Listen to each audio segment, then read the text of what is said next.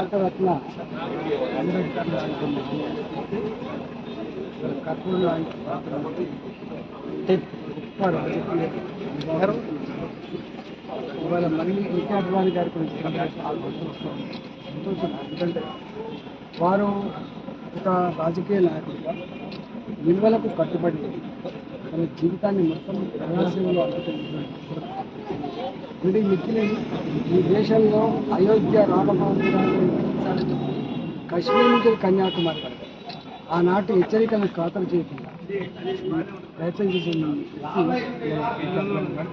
అంతేకాకుండా ప్రజల్ని జాగృతం చేయడంలో నిలదరపడి యాత్ర చేసినటువంటి నాయకుడు మన ఎల్కే అద్వానీ గారు కూడా సంతోషం.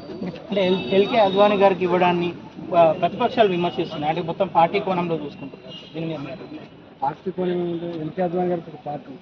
ఎల్కే అద్వానీ గారు తన జీవితం మొత్తం ప్రజాసేవలో అంకితం చేసినటువంటి జనసంఘం నుంచి మొదలుపెట్టి ఈనాటి వరకు కూడా ఇక్కడ మచ్చ లేకుండా విమర్శలకు ఆస్కారం లేకుండా గడిపినటువంటి వ్యక్తి ఎల్కే అద్వానీ. అంటే ఇటు మల్కాజిగిరిలో కూడా అనేక మంది ఎంపీ సీట్ కోసం పోటీ పడుతున్నారు. దానికి కారణం ఏమైందో ఓటు అయిపోయింది.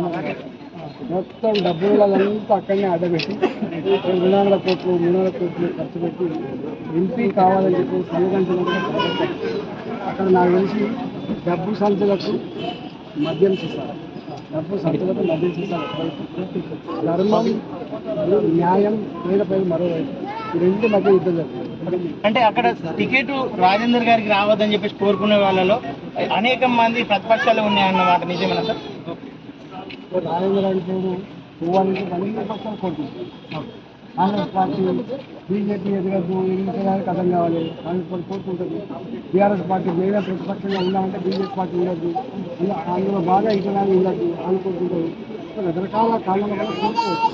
కానీ పార్టీలు కోరుకుంటే నాయకులు అర్థం కాదు, ప్రజలు కోరుకుంటే నాయకులు.